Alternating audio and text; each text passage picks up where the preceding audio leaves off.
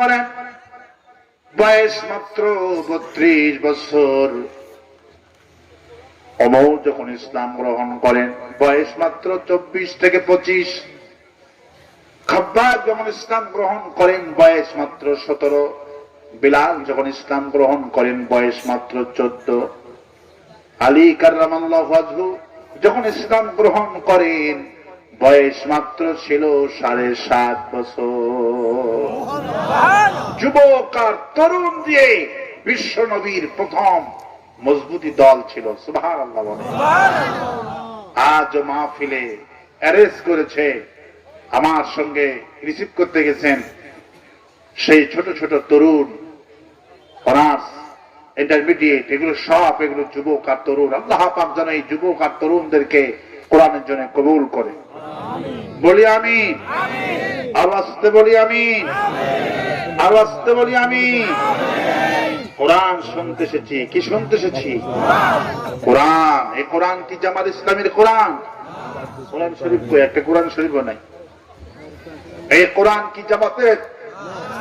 কোরআন কি শিবিরের? কোরআন কি আওয়ামী লীগের? কোরআন কি বিএনপি?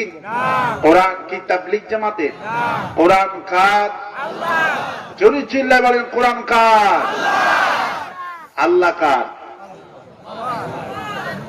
আল্লাহ কি শুধু আমাদের না সকলের? আল্লাহ কার? আল্লাহ সবার। ইসলাম কি আমার না সবার? নবী কি আমাদের না সকলের? এই জন্য বিশ্বকবি, কবি সম্রাট আল্লামা ইকবাল রহমাতুল্লাহ আলাইহি কি সুন্দর করে তিনি বলছেন, হর মে পাক ভি আল্লাহ ভি কুরআন ভি, হর মে পাক ভি আল্লাহ ভি কুরআন ভি, এক কুসবরি বাত থি জুতে জু মুসলমান ভি। আল্লাহ বলো, কোরআন বলো, নবী বলো, ইসলাম বলো, সবই তো একই। খামাখা কেন এত দল বানিয়েছ? আজ আমাদের কাবা কয়টা? আমাদের নবী কয়টা? আমাদের রওজা শরীফ কয়টা? আমাদের উহুদ পাহাড় কয়টা? আমাদের মদিনা শরীফ কয়টা? আমাদের বদর কয়টা? আমাদের আরাফা কয়টা? মিনা কয়টা? আমাদের সব যদি একটা হয় দলও একটা হবে, ঠিক না? কিন্তু আজ দল কয়টা? দল শুধু ইসলামী দল 42টি। কয়টি ইসলামী দল? কয়টি ইসলামী দল? শুধু বাংলাদেশের 42টি। তাহলে বলেন তো এই 42 দল কি জান্নাতে যাবে? জান্নাতে যাবে একটি মাত্র দল, আসহাবুল ইয়ামিন। সুবহানাল্লাহ। অসংখ্য দল ইসলামী প্রতিটা দিন মাহফিলে যায়, লোকেরা জিজ্ঞেস করে, হুজুর কোন দল করব বলেন, কোন দল করলে জান্নাত পাওয়া যাবে? একটু আমাদেরকে বলায় দেন, একটু বুঝায় দেন কোন দল করলে জান্নাত পাবো। আমি তখন বলি, ভাই দেখেন, জান্নাতি দল যখন আমার কাছে জানতে চেয়েছেন তাহলে আমি অবশ্যই জান্নাতি দলের সন্ধানটা আপনাকে দিয়ে দিব। সুবহানাল্লাহ। জান্নাতি দল যদি চিনতে চান তাহলে জান্নাতি দলের ফর্মুলা আমার কাছে আছে। সুবহানাল্লাহ বলবেন না? আমি তাকে জিজ্ঞেস করলাম, ভাই আপনার যখন অসুখ হয় তখন আপনি কয় নম্বর ডাক্তার খোঁজেন? কয় হুজুর 1 নম্বর ডাক্তার। কয় নম্বর ডাক্তার? অসুখ হলে ডাক্তার কয় নাম্বার? না বলেন হুজুর হইল একটা ডাক্তার দেন। এরকম কি ঠেলা মারা কথা কেউ বলে? হুজুর ভালো ডাক্তারের খবর দেবেন, যদি আমেরিকা ও ভারতেও যাওয়া লাগে সেখানেও যেতে রাজি। তার অসুখ হলে ডাক্তার কয় নাম্বার? আপনাকে পুলিশে নিয়ে গেল, থানায় নিয়ে গেল, থানা থেকে জেল পর্যন্ত নিয়ে গেল, তাহলে এখন বলেন তো যখন জেলে গেলেন, জেল থেকে মুক্ত পাওয়ার জন্য উকিল 1 নাম্বার ডাক্তার দরকার না 2 নাম্বার উকিল দরকার? কয় নাম্বার উকিল দরকার? 1 নাম্বার উকিল নেবেন, কারণ যে উকিলটা মুখ করলে একবার জামিন হয়ে যাবে সেই উকিলটাই চান। কখনো বলেন না হুজুর 2 নম্বর উকিল দেন, কখনো কি 2 নম্বর উকিল চায়? জেলে গেলে উকিল কয় নাম্বার? উকিল 1 নাম্বার। যখন জায়গা কিনবেন, জমি কিনবেন, দলিল 1 নাম্বার না 2 নাম্বার? কয় নাম্বার দলিল? 1 নাম্বার দলিল দেখে কিনবেন। তাহলে আমার প্রশ্ন হলো, যখন অসুস্থ হয়ে গেলেন ডাক্তার 1 নাম্বার খোঁজেন, যখন মামলায় চলে গেলেন, জেলে চলে গেলেন, উকিলগুলি 1 নাম্বার খোঁজেন, যখন জায়গা কিনবেন, জমি কিনবেন, দলিল 1 নাম্বার খোঁজেন। আল্লাহ পাক বলেন, শোনো বান্দারা, 1 নম্বর দল, জান্নাতি দল আমি তোমাদেরকে অবশ্যই দেখে দিব। মক্কার দিকে তাকাও, মক্কা তো অসংখ্য লোক ছিলেন, হাজার হাজার লোক ছিলেন। কারণ আমলে মক্কা রাষ্ট্রপতি নাম, মক্কার প্রধানমন্ত্রী আবু জেহেল, মক্কার রাষ্ট্রপতিরা, মন্ত্রীরা কারণ আমি মামলা দেয় নাই, কাউকে গ্রেফতার করার জন্য মিথ্যা মামলা লাগাই নাই। যার নামে মামলা লাগালেন তিনি হলেন মুহাম্মদ রাসূলুল্লাহ সাল্লাল্লাহু আলাইহি সাল্লাম। হাজার হাজার লোক ছিল, বেছে বেছে বিলাল, বেছে বেছে খাব্বাব, বেছে বেছে সুমাইয়াকে শহীদ করলো। তাহলে হাজার হাজার লোক মক্কাতে ছিলেন, এতগুলি লোককে মিথ্যা মামলা দিলেন না। কেন নবীর নামে মামলা দিলেন? কেন বিলালকে মারলেন? কেন খাব্বাবকে মারলেন? কেন সুমাইয়াকে শহীদ করলেন? কেন ইসলামী আন্দোলনের গুটি কয়েক লোককে বেছে বেছে এরা শহীদ করলো, মামলা দিল? আজকের গ্রামেও একই অবস্থা। এক গ্রামে 3000 লোক আছে না নাই? এক গ্রামে 200 লোক আছে না নাই? 500 লোক আছে না নাই? এক গ্রামে 500 লোক বসবাস করে, 200-500 লোক বসবাস করে। মামলা যখন হয় 500 জনের নামে মামলা হয় না, বেছে বেছে 3 জনের নামে মামলা হয়। রাতের বেলা যখন পুলিশ আসে, পুলিশগুলি 500 লোককে থানায় নিয়ে যায় না, পুলিশগুলি নিয়ে যায় বেছে বেছে 3 জন 4 জনকে। এই 3-4 জন কি সন্ত্রাসী নাকি? এরা কি মক্কেল নাকি? এরা কি চাঁদাবাজ নাকি? এদের অপরাধ কি?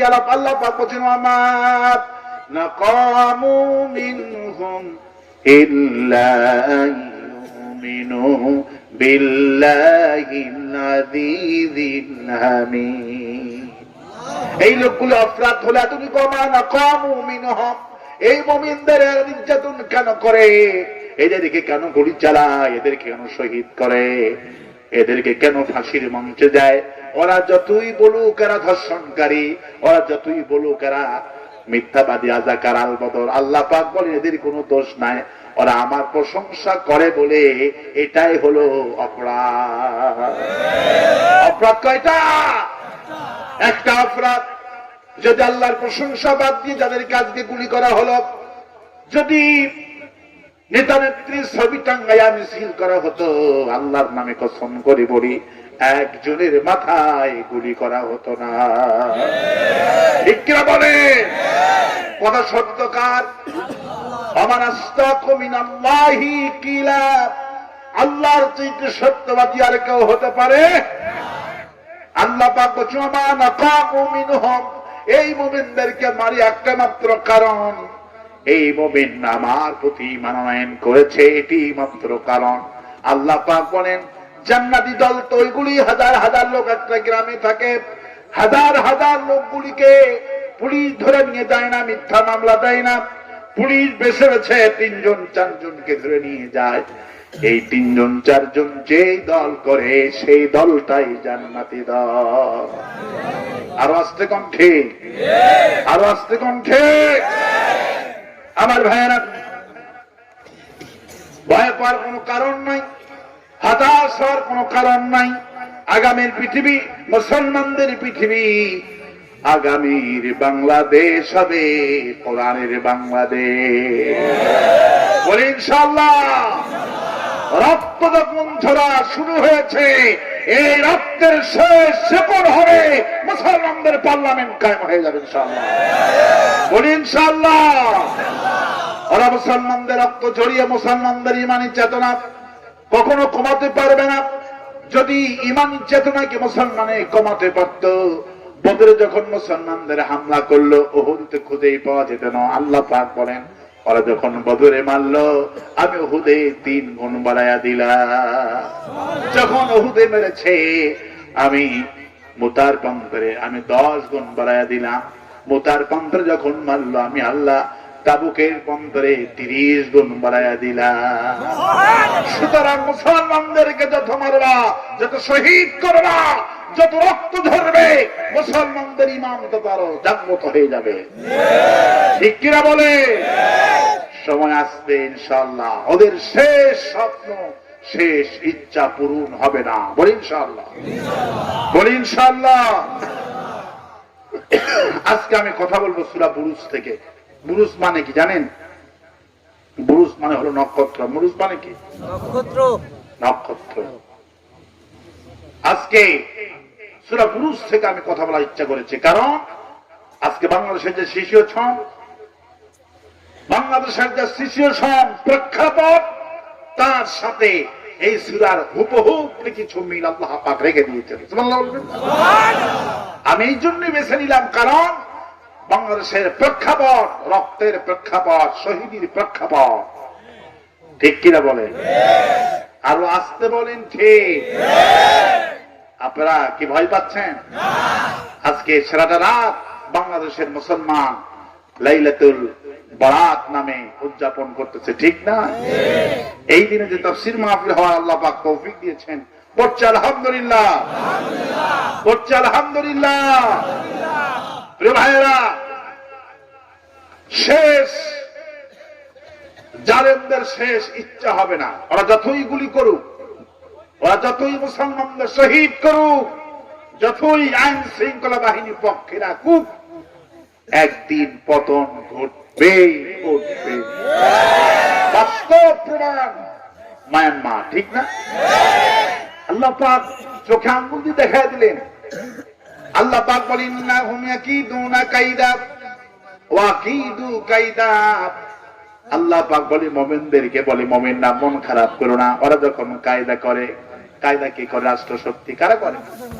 রাষ্ট্রশক্তি যখন তোমাদের বিরুদ্ধে কায়দা করে, মন খারাপ করো না।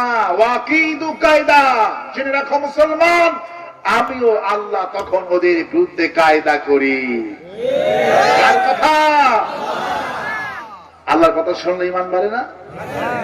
আয়াতুহু জাদাতুহুম ঈমানা ওয়া আলা রাব্বিহিম ইয়াতাওয়াক্কালুন। আল্লাহ পাক বলেন, মুমিন যখন কোরআন শরীফের আয়াত শুনে, এরা যত আয়াতে কারিমা শুনে, আল্লাহ পাক বলে এদের তত ঈমান আমি বাড়াইতে থাকি। আয়াতুহু জাদাতুহুম ঈমানা ওয়া আলা রাব্বিহিম ইয়াতাওয়াক্কালুন। এরা ফাঁসির মঞ্চে যায়, কারো সামনে মাথা নত করে না। এত ঈমান বলবান হয়ে যায়, এরা ফাঁসির মঞ্চে যায়, রাষ্ট্রপতির কাছে ক্ষমা ভিক্ষা চায় না। ঠিক না? যদি রাষ্ট্রপতি জীবনের মালিক হতেন, তাহলে কত মন্ত্রী জীবন মরে যায়, জীবনটা দিতে পারেন না কেন? ঠিক না? বছরে কত মন্ত্রী গেলেন, ধর্মমন্ত্রী গেলেন, মনে আছে না? ধর্মমন্ত্রী মরলেন, তারপরে স্বরাষ্ট্রমন্ত্রী ছিলেন, তারপরে কত মন্ত্রী মরলেন, কত মন্ত্রী চলে গেল, কত মন্ত্রী যায়, কত এমপি যায়। আল্লাহ পাক বিশ্ববাসীকে বোঝাচ্ছেন, শোনো, ওরা যদি জীবনের মালিক হতেন, তাহলে দলীয় নেতারা মরে কেন? রাষ্ট্রপতির কাছে ভিক্ষা চাইছে পারে না। আসল কথা, আসলে জীবনের মালিক ওই নয়, ঠিক কিনা? জীবনের মালিক কে? কুল ইন্না সালাতি, পড়েন, কুল ইন্না সালাতি ওয়া নুসুকি ওয়া মাহইয়ায়া ওয়া মামাতি লিল্লাহি রাব্বিল আলামিন। নিশ্চয় নামাজ কার জন্যে? রোজা কার জন্যে? আমার জীবন কার জন্যে? আমার মরণ কার জন্যে? আমার তাফসীর মাহফিল কার জন্যে? আমার হরতাল কার জন্যে? আমার শাহাদাত কার জন্যে? লিল্লাহি মা ফিস সামাওয়াতি ওয়াল আরদ। যা করব সব করব কার জন্যে? আমরা আল্লাহর জন্য করি, আর ওরা করে মানুষের ক্ষমতা টিকে রাখার জন্য। এই জন্য ওরা বলে সোজা জাহান্নামে যাবে, আর আমরা মরলে যাব জান্নাতুল ফেরদাউসে। কারণ আজকের পুলিশ যা করে সরকারকে খুশি করার জন্য করে, আজকের আইনজীবী যা করে সরকারকে খুশি করার জন্য করে, আজকের মন্ত্রীরা যা করে ভারতকে খুশি করার জন্য করে। এদের মধ্যে আল্লাহর আমল চলে বলতে কিছুই না। সব আমলগুলি যা করেছে শিরক দিয়ে ভরা। ঠিক কিনা বলে? এই জন্যই শিরক মুক্ত আমল আল্লাহর কাছে কোনো কবুল হবে? এরা যা করে কার খুশির জন্য করে। আর আমরা যুদ্ধ করি কার জন্য যুদ্ধ করি? কার যুদ্ধ করি? আলী রাদিয়াল্লাহু আনহু হাদিসে চলে গেলেন, জিহাদের ময়দানে এক কাফেরকে তিনি অনেকক্ষণ ধরে ধস্তাধস্তি করলেন, তার বুকে উঠলেন, বুকে উঠে এখন খঞ্জরটা বুকে মেরে দিবেন। ঠিক সেই মুহূর্ত ওই কাফের আলীর মুখে থুতু মেরে দিয়েছে।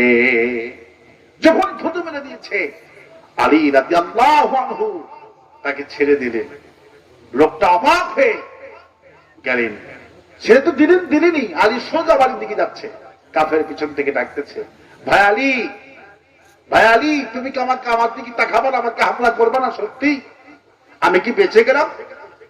আলী বলে, আল্লাহি বিল্লাহি তাল্লাহি, আমি আল্লাহর নামে শপথ করে বলছি, আমি তোমার দিকে আর ফিরেও তাকাবো না, তোমার গায়ে স্পর্শ করবো না, তোমাকে তো হত্যা করা দূরের কথা, আমি তোমার দিকে আর ফিরেও তাকাবো না। কারণ কি ভাইজান, কিছু বুঝলাম না, কতক্ষণ আমাকে শহীদ, আমাকে হত্যা করবে বলে আমাকে বহুক্ষণ ধরে আমার বুকে উঠলা, যখন খঞ্জরটা বসাই দিবা আসি, সেই মুহূর্তে তুমি আমাকে ছেড়ে দিলে কেন? কারণ কি? আলী বললেন, ভাইজান, আমি যতক্ষণ লড়াই করেছি এক বিন্দু পরিমাণ নিজের কোন সার্থকতা ছিল না। তুমি যখন আমার মুখে থুতু মেরে দিয়েছ, তখন আমার নিজস্ব রাগটা চলে এসেছে। আমি যখন যদি এখন নিজের আগের জন্য বশবর্তী হয়ে তোমাকে আমি হত্যা করি, কিয়ামতের দিন আল্লাহ বলবেন, আলী রে, তুই তো এই লোকটাকে হত্যা করেছিস, মুখে থুতু মারার জন্য রাগ করে মারছিস, আমার জন্যই তো হত্যা করিস না। আমি আল্লাহর দরবারে সেদিন কি জবাবটা দিব? এই জন্যে মুসলমান, আমি তো ব্যক্তিগত কোনো কাজে তোমাকে হত্যা করতে পারি না। আমি যদি আবার কোনদিন তোমারে পাই, ওই দিন আমি আমার মাওলার জন্য তোমারে হত্যা করব। কাফের চোখ থেকে দর দর করে পানি পড়ছে, আর বলছে, ভাই আলী, কি কথা বলো রে, আমরা যুদ্ধ করতে এসেছি আমার তার ক্ষমতা কি চিরস্থায়ী করার জন্য, আর তোমরা যুদ্ধ করো যে আল্লাহকে দেখো নাই, জান্নাত দেখো নাই, শুধু নবীর কথা বিশ্বাস করে, কোরআনের কথা বিশ্বাস করে আল্লাহ রাব্বুল আলামিনের জন্য যুদ্ধ করতে এসেছো। আমি সেই দলের কর্মী হতে চাই, আলী গো, আমাকে কি সেই দলের কর্মী বানাবা? আলী রাদিয়াল্লাহু আনহু বলেন, চলো তাহলে আমাদের নবীর কাছে নিয়ে যায়। বিশ্ব নবীর কাছে সেবার ইহুদি পড়লেন, লা ইলাহা ইল্লাল্লাহু মুহাম্মাদুর রাসূলুল্লাহ। আমার ভাইরা, মুসলমান যা করে সব করে কার জন্য? আল্লাহ পাক বলে, কোন মানুষ যদি আমার জন্য ঘর থেকে বের হয়, আমাকে খুশি করার জন্য যদি ঘর থেকে বের হয়, যে আমি আল্লাহর জন্য বের হতেছি, ব্যবসায় যাব আল্লাহর জন্য, মাহফিল যাব আল্লাহর জন্য, যদি আমি মাওলাকে রাজি খুশি করার জন্য বান্দা বাড়ির থেকে বের হয়, বান্দাকে আমি সারা দুনিয়া ঘুরায়া ঘুরায়া আবার তার বাড়িতে সম্মানের পোশাক পরে ফিরাইয়া দিব। আবার যদি বান্দা আমার খুশি বাদ দিয়ে মানুষের খুশির জন্য বের হয়, ওই বান্দাকে আমি অপমানের পোশাক পরে আবার তার বাড়িতে ফিরাইয়া দিব। এই জন্যই তো মানুষ অপমান হয় আর লাঞ্ছিত হয়। যদি আল্লাহর জন্য করতে পারি, আল্লাহ রাব্বুল আলামিন আমাদেরকে জান্নাতের পোশাক পরা জান্নাত পর্যন্ত পৌঁছায় দেবে বলে আমি, আরো আসতে বলি আমি, আরো আসতে বলি আমি। প্রতিটা সাহাবা লোক তো ধ্বংস হয়েছে গর্তের অধিবাসীরা। এই গর্তের অধিবাসীরা আল্লাহ পাক বলছেন, আন্নারি জাতিল ওয়াকুদ, যা ছিল ইন্ধন পূর্ণ আগুন। একটি জালিম বাদশা, সিনিয়র জালিম বাদশা মুসলমানদেরকে আগুনে গর্ত করে কুতিলা সাহাবুল উখদুদ। আল্লাহ পাক এখানে মুসলমানদের ইতিহাস, জালিম বাদশাদের ইতিহাস আল্লাহ রাব্বুল আলামিন এখানে তুলে ধরছেন। আজকে জালিম বাদশা তো 2-4টা গুলি করে মারছে, আর এই জালিম বাদশা প্রায় 3 থেকে 4 লক্ষ মানুষকে আগুনের মধ্যে পুড়িয়ে মারছে। এদের কি পরিণতি, এদের কি অবস্থা, মুসলমানদের কি দোষ? কি আন্দোলন, কি কর্মসূচি, আল্লাহ পাক সব ইতিহাস সূরা বুরুজের মধ্যে আল্লাহ পাক তুলে ধরেছেন। সুবহানাল্লাহ। আমরা তো শুধু কোরআন পড়ি, সাহাবীরা তো কোরআন খতম নিয়ে ব্যস্ত ছিলেন না। আমরা তো কোরআন খতম নিয়ে ব্যস্ত। আজকে শবে বরাতের রাত, জিলাপি এখানে কেমন আছে আমি জানি না, তবে আমার এলাকায় জিলাপি আর পিঠার কোন হিসাব নাই। এখানে আছে, আছে, খুব পিঠা হয়। তারপরে সুজি, হালুয়া, এগুলো আছে না? এগুলো পাইছেন কোথায় বলেন তো? এগুলো পাইছেন, আপনাদের কোনো দোষ নাই। আমাদের মতো হুজুরদের বয়ানে, ঠিক না?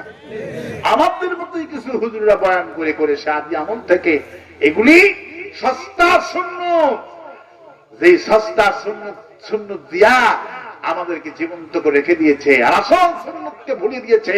আসল সুন্নত হলো বদরের প্রান্তরে কাফেরদের বিরুদ্ধে অস্ত্র ধারণ করা। সেই সুন্নত যেন মুসলমান ধারের কাছে না যায়। এই জন্য ইহুদির বড় বড় আলেম, ইহুদিরা বড় বড় আলেম কিন্তু আলেম আছে, ওদের কিন্তু বড় বড় মুফতি সাহেব আছে, ওরা সারা দুনিয়াতে ওদের মুফতি করে ছড়ানো আছে। এমনকি ঢাকা আলিয়া মাদ্রাসায় প্রায় 80 বছর খ্রিস্টান প্রিন্সিপাল ছিল। ইতিহাস এগুলি। সারা পৃথিবীতে বড় বড় আলেম তো আছে, ইহুদিদের আলেম পড়ানো। এরা ফতোয়া দিবে মিলাদ নিয়ে, কে উঠবে, কে খাড়াইবে, কে দাঁড়াইবে। এই যে কক্সবাজারে আপনার মিলাদ নিয়ে, কিয়াম নিয়ে আপনার দেখবেন উসুরে গাড়ি হামলা করছে না, দেখেন ফেসবুকে। এগুলি সাধারণ জিনিসগুলি নিয়ে মুসলমানদের মধ্যে মতো ভেদ লেগে দিয়ে মুসলমানদের খুনাখুনি লেগে দিবে, আর ওরা আসল জিনিস ক্ষমতাকে দখল করে রাখবে। যাতে করে ছোটখাটো জিনিস নিয়া, মিলাদ নিয়া যদি এখন কোন হুজুর বলে এগুলি লাগবে না, তাহলে এলে মারামারি আছে না নাই? আছে না নাই? আমরা লাগবো মারামারি, ওরা আসল জিনিস নিয়ে বসে থাকবে, ঠিক কিনা বলে? আমার ভাইয়েরা আমার, এগুলি পরে বিষয়ে এগুলি আলেমদের থেকে, সহি আলেমদের থেকে জেনে নিবেন, কোন অসুবিধা নাই। আলেম সহি আছে যেখানে আমরা আছি, কোরআন আছে যেখানে আমরা আছি। মুমিনদের তো কোয়ালিটি, মুমিন হলো তারা সামিয়ানা ওয়া তাআনা, এরা শুধু শুনবে, শোনা মাত্রই সাথে সাথে মেনে নিবে। আর যারা মুনাফিক, সামিয়ানা ওয়া আসাইনা, এরা শুনবে তবে মানবে না। মুনাফিকের কোয়ালিটি হলো শুনবে, এরা তাফসীর শুনবে, এরা ওয়াজ শুনবে, সব শুনবে, কিন্তু বলবে হুজুর যা কইলো এগুলিকে মানা যায়। আছে না নাই? আছে না নাই? আকাজ্জাবু বিআয়াতিনা কিযাবা, এরা আল্লাহর আয়াতগুলিকে অস্বীকার করেছে, এদের জন্য জায়গা জাহান্নাম। আমার ভাইরা, আবিসিনিয়ার বাদশা আল্লাহ পাক বলেন কুতিলা আসহাবুল উখদুদ, এই জালেম বাদশা মুসলমানদেরকে অগ্নিকুণ্ডের মধ্যে জড়াইছিল। কারণ কি? কারণ কিছু নয়, কারণ একটা। কয়টা কারণ? আল্লাহ পাক সেই জালেম বাদশার ইতিহাস, ক্ষমতায় যারা ছিল দুইটা পদ্ধতিতে ক্ষমতায় ছিল। একটা হলো তার হাতে দেশের যারা বাহিনী আছে, সেনাবাহিনী, পুলিশ বাহিনী, যত বাহিনী আছে, এদেরকে টাকা দিয়া, পয়সা দিয়া যে কোনো ভাবে ম্যানেজ করে হোক, অথবা এগুলি যদি পক্ষে না থাকে তাহলে জাদু বিদ্যা দিয়ে। কি বিদ্যা দিয়ে? জাদু। জাদু। আল্লাহ পাকে আবিসিনিয়ার বাদশা ছিলেন, জাদু দিয়ে ক্ষমতায় ছিলেন, দীর্ঘদিন শুধু ক্ষমতায় ছিলেন জাদু দিয়া। কি দিয়া? জাদু। তো জাদুঘরে বয়স 90 কোঠায় পৌঁছে গেল। জাদুঘর বললেন, তিনি প্রধানমন্ত্রীকে ডেকে বললেন যে তোমার ক্ষমতা তো আমাকে দিয়েই, কিন্তু আমি তো বৃদ্ধা হয়ে যাচ্ছি, আমি যদি বলে যায় তোমার ক্ষমতা কিন্তু আর বেশি দিন টিকবে, তাহলে ক্ষমতা যদি টিকাইতে চাও তাহলে আমাকে একটা বালক দিতে হবে, একটা ছেলে দিতে হবে, যেই ছেলে একবার এক শব্দ বললেই সঙ্গে সঙ্গে মুখস্থ করতে পারে। এক শব্দ একবার শুনবে, দ্বিতীয়বার বলা লাগবে না, এমন ছেলে আমাকে দিতে হবে। বাদশা গোটা দেশে দীর্ঘদিন ধরে বাদশাহী সন্তান, এই ছেলে, এই বালক খুব বুদ্ধিমান হতে হবে, মেধাবী হতে হবে, এক শব্দ একবার শুনে মুখস্থ, প্র্যাকটিক্যালি বিষয় নয়। গোটা দেশ থেকে খুঁজে খুঁজে 1 বছর ধরে এমন একটা বালক বাদশা পেলেন। আর বাদশা বললেন যে এই তো হলো বালক, তোমাকে দিয়েছি, এই বালককে এখন জাদু শিখায় দাও। বালক জাদুঘরের বাড়িতে যান, প্রতিদিন জাদু শিখতে। পথে মধ্যেই আল্লাহ পাকের একজন ওলি বান্দার সন্ধান এই বালক পেয়ে যায়। সুবহানাল্লাহ। বালক অলির কাছেও যান, জাদুঘরের কাছেও যান।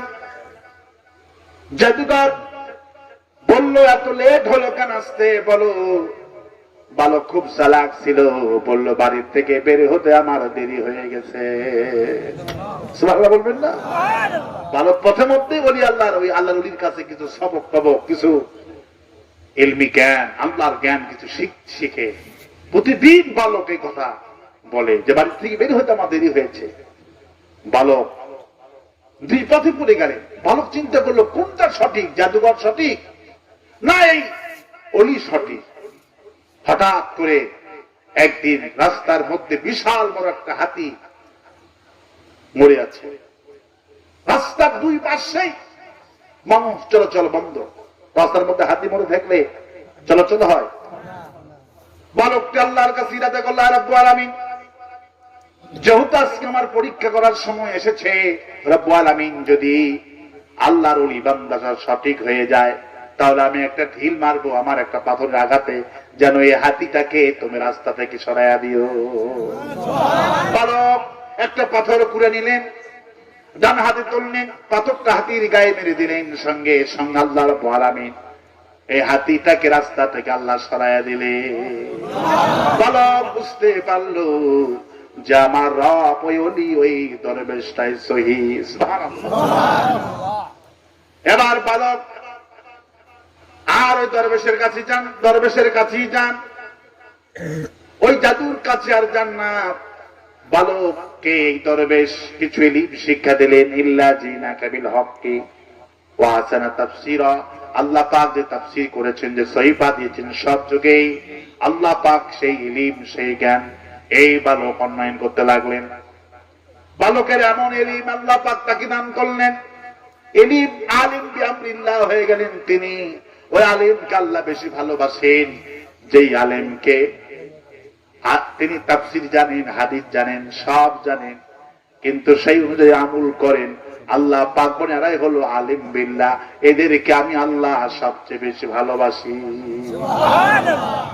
এই জন্য বলছি ইন্নামা ইয়াখশাল্লাহ মিন ইবাদিহিল উলামা, আমি আল্লাহকে এই সমস্ত আলিমেরাই বেশি ভালোবাসে। সুবহানাল্লাহ। আর আলিম বিআমরিল্লাহ এরা অনেক বড় মুফতি, এরা অনেক বড় আলেম, এরা অনেক জাননেওয়ালা, কিন্তু ওয়ালা তালবিসুল হক্কা বিল বাতিল, এরা জেনে বুঝে বাতিলদের সাথে হাত মিলায় এমন আলেম আছে না নাই? সেই যুগেও ছিল, এই যুগেও অনেক বড় মুফতি, অনেক বড় পীরে কামেল, কিন্তু যখন মিছিল করে রাখবে তখন ধারের কাছেও নাই। ঠিক কিনা বলেন? যখন হরতাল ডাকলো ধারের কাছেও নাই। ঠিক কিনা বলেন? আমার ভাইরা, আমার বন্ধুগণ, আমার এরা আলিম বিআমরিল্লাহ, আলিম বিল্লাহ, তারা এদের আল্লাহ পাকের হুকুম মতে জীবন চালায়। আল্লাহ পাক তাদের সম্পর্কে সার্টিফিকেট দিয়েছেন আলা বেআলিম। এই জন্যে নবীজি বলছেন আলেম তিন প্রকার, সরকারি, দরকারি, তরকারি। আছে না নাই? সরকারি হুজুর আছে না নাই? কথা বলেন না কেন? সরকারি হুজুরের সামনে পুলিশ, পিছনে পুলিশ, আছে না নাই? শুধু তাকে একটু সার্টিফিকেট দিবে, বাবা তোমার এগুলি যা করতেছো মূর্তি টুর্তি বানাও, এগুলি সব জায়েজ, আছে না নাই? সেদিন টেলিভিশনে কিছু মুফতি সাহেব আসলো, এসে বলতেছে কে বলে মামুনুল হকের কথা এগুলি বাদ দেন। বলতেছে মামুনুল হকের কথা এগুলি বাদ দেন। মামুনুল হক এমনি আন্দাজি কইতেছে মূর্তি বানান, সহিহ বুখারীতে আছে, জায়েজ আছে। নাউযুবিল্লাহ বলছেন বেটা, গ্রামে আইসা কও জনগণ জুতা দিয়া করে বেড়ে সাইজ করে দিবে। ঠিক কিনা বলে? ঢাকাতে বসে টিভির পর্দায়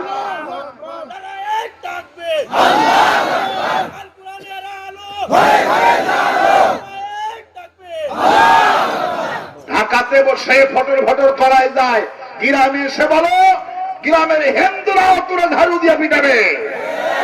ঠিক কিনা বলে? আমার ভাইয়েরা, আমার বন্ধুগণ, সরকারি আলিম আছে, তখনও ছিল, এখনো। ওয়ালা তাশতারু বিআয়াতি সামানান কলিলা। নবী করিম সাল্লাল্লাহু আলাইহি ওয়াসাল্লামের সেই যুগে ইহুদিরা বড় বড় আলেম ছিলেন, ওরা সবকিছু জানে, জেনে বুঝে কোরআনের ইলমকে তারা গোপন করত, গোপন করে চলতো। আল্লাহ পাক তখন বলা তাসতারু বিআয়াতি সামানান কলিলা, তোমরা সামান্য দুনিয়ার লোভ লালসায় পড়ে রাষ্ট্রের একটু ফাউন্ডেশনের চেয়ারম্যান হবা, একটু অমুক জায়গার একটু কিছু হবা, সামান্য দুনিয়ার একটু ক্ষণস্থায়ী পার্থিব জীবনের জন্য তোমরা আল্লাহর আয়াতগুলিকে গোপন করলা, বিক্রি করলা, অথচ আখিরাতের তুলনায় এই দুনিয়াটা খুবই নগণ্য। কে বলছে? আখিরাতের তুলনায় দুনিয়া নগণ্য। আমার ভাইয়েরা, আমার বন্ধুগণ, আমার বালকটি আল্লাহ পাক থেকে ইলম দান করলেন, তিনি ইলমানা হয়ে গেলেন। বালক সূরা কোরআন শরীফে তখন তো ছিল না অনেক আগেকার ঘটনা, তিনি আবিসিনিয়ার বাদশা, অনেক হাজার বছর ঘটনা। তখন সেই যুগ ইব্রাহিমের জামানা ছিলেন সম্ভবত, সেই যুগের সহিফা ছিলেন, সেই সহিফাগুলি মুখস্থ করতে লাগলেন। অন্ধ লোক আসতে লাগলেন, বাচ্চা অন্ধ লোককে তিনি আল্লাহর কালাম পড়ে চোখে ফু দিলেন, সাজে চক্ষুষ্মান হয়ে গেল। বাদশার একটা মন্ত্রী ছিলেন, কানা মন্ত্রী। কি মন্ত্রী? কানা মন্ত্রী। বাইদে ভাই সংবাদ পেয়েছে একটা বালক আছে, এই বালকের কাছে যদি যায় কেউ সে চক্ষুষ্মান হয়ে যায়। সেই কানা মন্ত্রী বহুত কষ্ট করে এই বালকের কাছে আসছে, এসে বলছে, আব্বু তুমি নাকি অন্ধ মানুষকে চক্ষুষ্মান বানাইতে পারো? বালক বলে, আমি পারি না, এগুলি বানায় আমার আল্লাহ। কে বানা? তাহলে কি করতে হবে বলো? বালক বলে, তোমাকে আমি ভালো করতে পারবো না, আগে আমার হাতে পড়তে হবে লা ইলাহা ইল্লাল্লাহু মুহাম্মাদুর রাসূলুল্লাহ। আমার ভাইরা, এবার যখনই তিনি কালেমা পড়লেন, বালক চোখে হাত দিলেন, ফু দিয়ে দিলেন, সঙ্গে সঙ্গে কানা মন্ত্রী চক্ষুষ্মান হয়ে গেলে। কানা মন্ত্রী পরের দিন সংসদে গিয়া, আজকে শুধু লোকজন লাগে না, একা একা পার্লামেন্টে গিয়া মানুষ দেখে বলে, ভাই কেমন আছেন? আসসালামু আলাইকুম। আসসালামু আলাইকুম। লোকের ভাই কেন কানা? তুই না কানা ছিলি, চক্ষুষ্মান হইলি কেমনি? ভাই আল্লাহ আমার চক্ষু দান করেছে।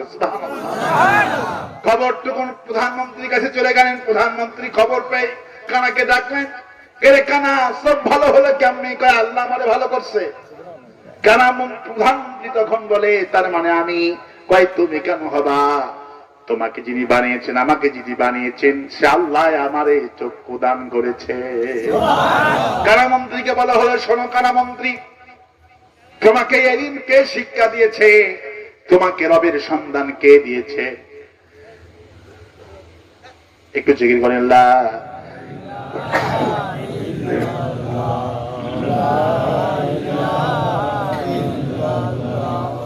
জোরে লা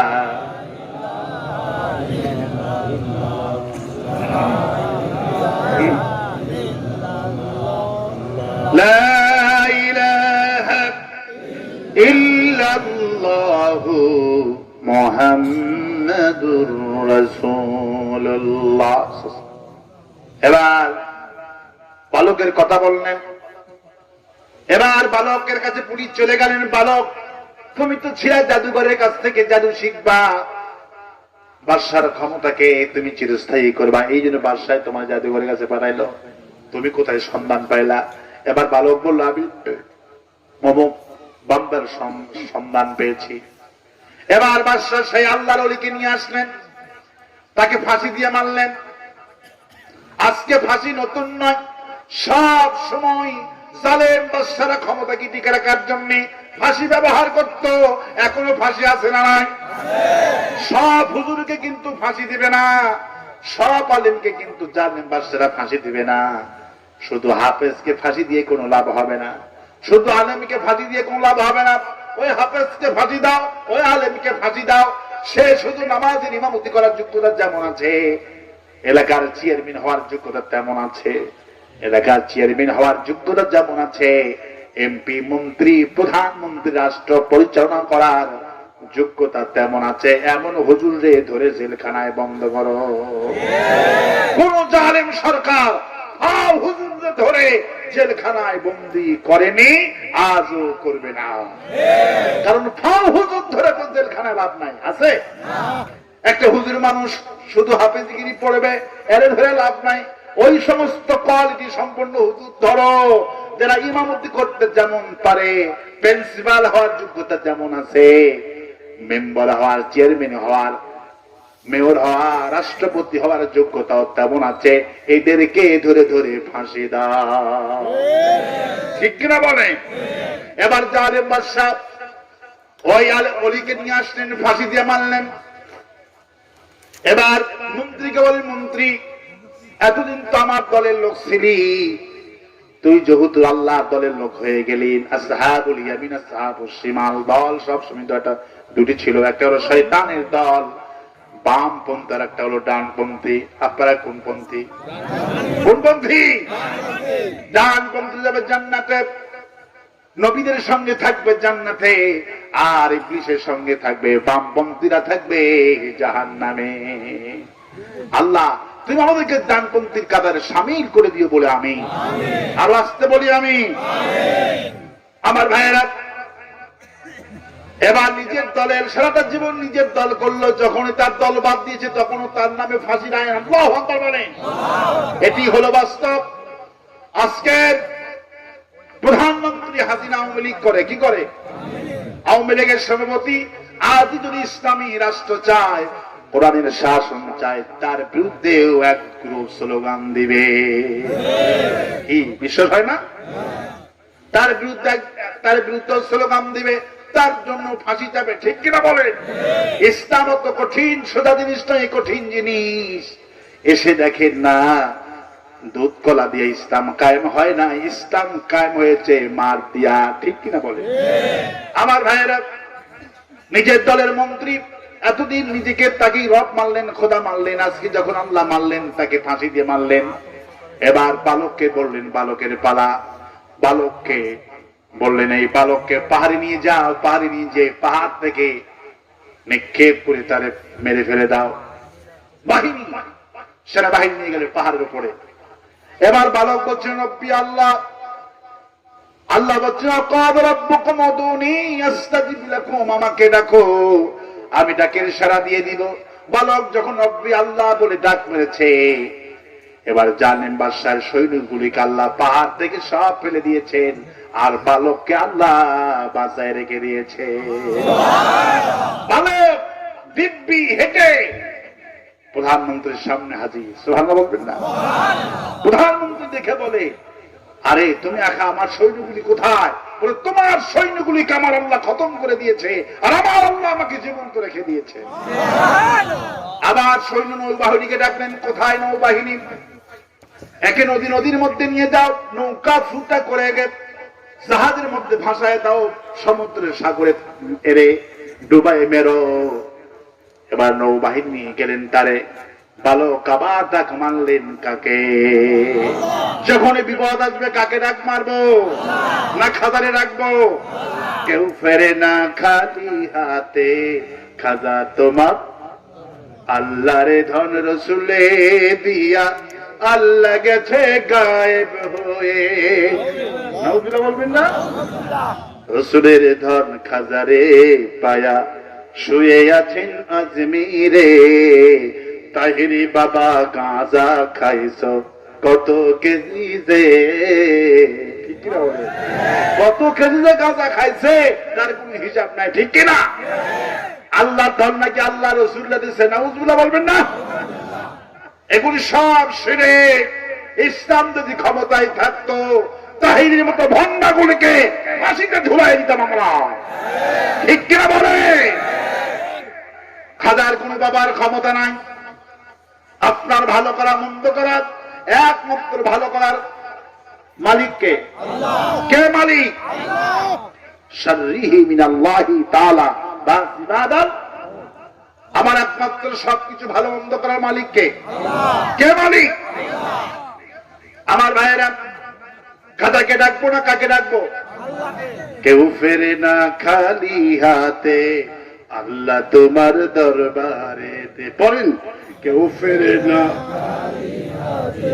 আল্লাহ তোমার দরবারেতে, যখন তোমার কাছে যেজন পাতায় হাত, শূন্য হাতটা পূর্ণ করে, যিনি দিনে তিনি রব, কেউ ফেরে না খালি হাতে, আল্লাহ তোমার দরবারেতে। বলি আমি যাইতে হবে কার কাছে? ইব্রাহিম আসলাম সাহায্য চাইছেন কার কাছে? নূর অগ্নিকণ্ঠ থেকে কে বাঁচিয়ে দিয়েছেন?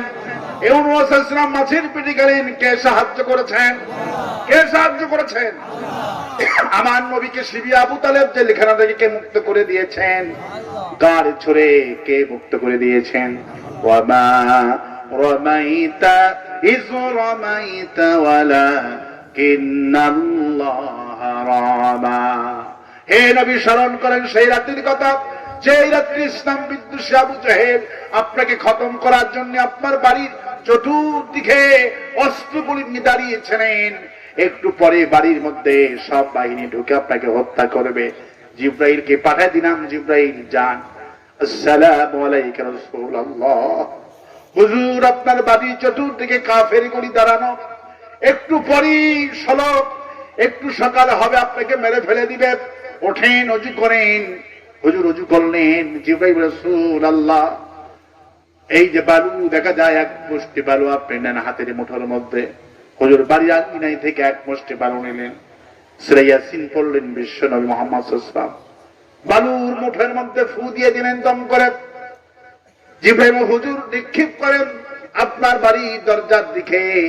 আল্লাহ পাক বলে, আমার রামাইতা ইয রামাইতা ওয়ালাকিন্নাল্লাহ রামা। হে নবী, দরজা বন্ধ, আপনার ঘরের দরজা বন্ধ, আপনি বালু মেরে দিলেন, কিন্তু দরজা ভেদ করে আপনার বাড়ির চতুর্দিকে ইসলাম বিরোধীদের চোখের মধ্যে এই হাতের বালুগুলি আমি আল্লাহ পৌঁছে দিয়েছি। শুধু বালু হিসাবে দেই নাই, চোখের মধ্যে ক্ষেপণাস্ত্র হিসাবে প্রবেশ করে দিয়েছি। কাফেরদের চোখের মধ্যে যখন বালুগুলি চলে গেলেন, কাফেররা বলে আমাদের চোখ গেল, কেউ বলে চিৎকার মেরে বলে আমাদের চোখ গেল।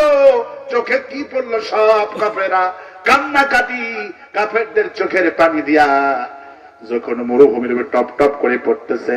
আর জিব্রাইল বলে, হুজুর এরা তো সেই কাফের, এখন এরা নিজের চোখেও দেখতে পারবে না, এদের চোখের সামনে দিয়ে আপনি দৌড় মারেন। সুবহানাল্লাহ।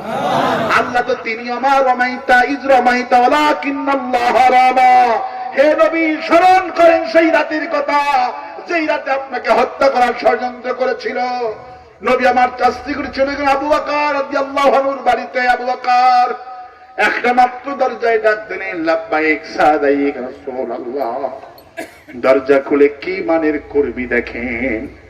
আজকে আমাদের কর্মীদেরকে ফোন দিলে ফোনে পাওয়া যায় না, ফোন নম্বর বন্ধ করে রাখে, নেতা না জানি কোথায় মিছিলে যেতে বলে, ঠিক কিনা? আর কি মানের কর্মী, কি মানের কর্মী। একটা আস্তি ডাক দিয়েছে আবু বকর, অমনি দরজা খুলে গেছে।